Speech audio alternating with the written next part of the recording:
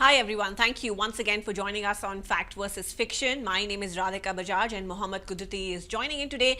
And we want to talk about something that's really raised very grave concerns in the past few days. Now, WhatsApp has acknowledged that a malware, a spyware called Pegasus, found its way to its messaging app on the phones of certain individuals across the world. Now, in India, we know that 41 people were affected via the WhatsApp Messenger app. This spyware called Pegasus was able to hack into phones and look at all the data, not just data restricted to WhatsApp, but other data on the phone as well.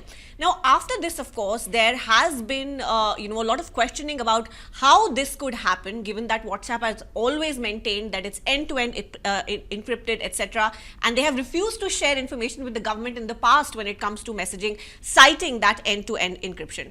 What we do know now is that the 41 people who were targeted in India are mainly activists and journalists. Now, we at Boom have actually contacted one of those people who was actually affected. His name is Sudhanshu Chaudhary, and he is a journalist working in the tribal belts of Chhattisgarh. Now, what did we find out? For example, when did Sudhanshu get to know that his phone had been hacked into? Sure. So, WhatsApp, we must inform our viewers that WhatsApp is actually working with an academic group in Canada called Citizen Lab, and they have been doing so because Citizen Lab is actually investigating such attacks on a massive scale, and they have seen more than 24 to 40 such cases which they suspect Pegasus is involved. So, when WhatsApp faced such an attack, Citizen Lab is working with them. So it was Citizen Lab who contacted Subhranshu 2 months ago, stating that he might have been at the receiving end of one such attack. And he has shared a WhatsApp conversation with us that our viewers can see on their screen. He has said that while WhatsApp is Citizen Lab is familiar with his work, they just wanted to know why or due to what reasons he might be at the receiving end of such an attack, and he actually fits well with the broader the grander scheme of things, because he is a tribal activist working in Chhattisgarh. Okay, so that's when Subhranshu Chaudhary got to know. This is when Citizen Lab contacted him. Citizen Lab actually, like Mohammed was mentioning, is sort of a research firm hired by WhatsApp to look into what was at that time, way back in May, a suspected breach. Now, what's happened from there on is that WhatsApp has admitted that such a breach did take place, and they are actually initiating legal action against NSO. Now, NSO is actually an Israeli company that builds this malware or spyware called Pegasus. We also have contacted NSO, and Right. What has our exchange with them been like? So NSO has just given us a blanket statement stating that because WhatsApp has actually initiated legal proceedings against them, is that they will fight these legal proceedings ferociously. That is because they clearly deny the role of Pegasus, because Pegasus is not meant to snoop on civilians and journalists in the first place. Okay. It is only a software meant to prevent terrorism and crime. Okay. And they have cited examples that drug lords and child kidnappers are the kind of people who use the encryption that NSO's software intends on breaking. And they have specific vetted clients, which are just governments and intelligence agencies. And the use of snooping on civilians and journalists actually goes against their terms of use.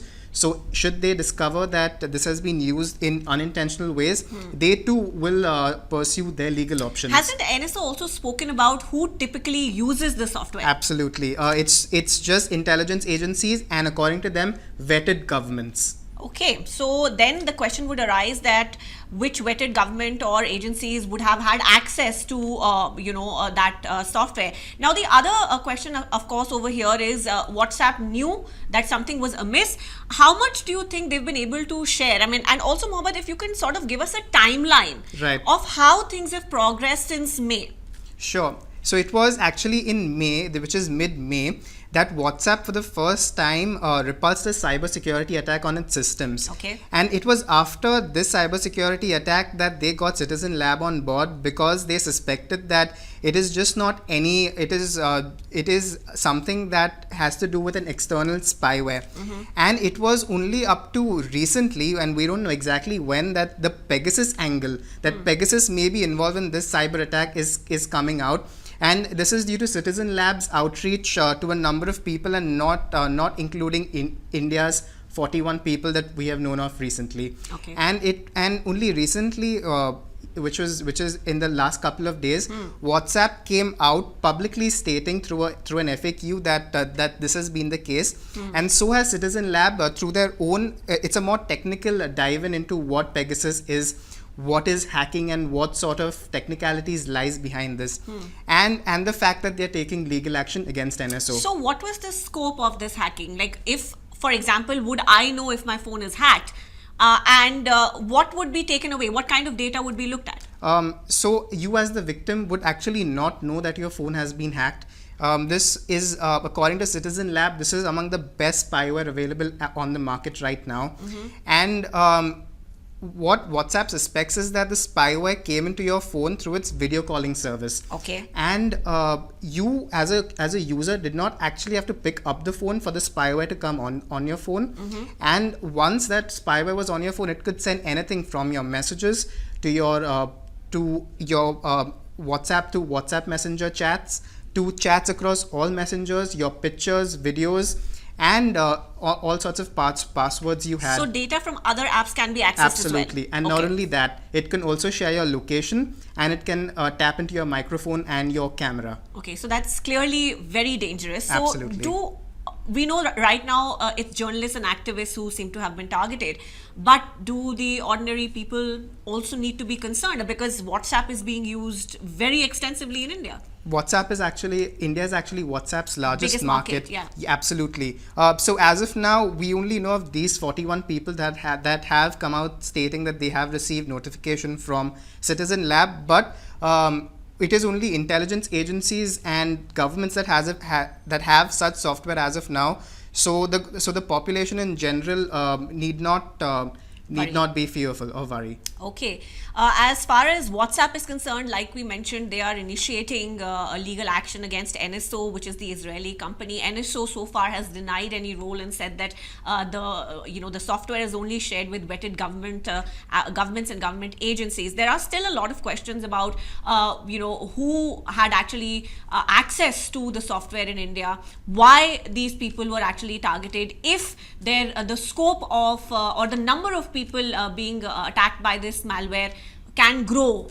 Do we not know enough right now to even investigate further? What is really the scope of the attack? So all those questions are of course still being answered and looked into. What we do know is that the government has also questioned WhatsApp and expressed concern over this breach of privacy. We'll get you more information as it develops, but for now we'll wrap up this edition of Fact versus Fiction. Guys, our helpline number is 7700 906 111. Do send us any questions you have regarding this segment or any messages that you want us to verify and feature here. Thank you very much for joining in.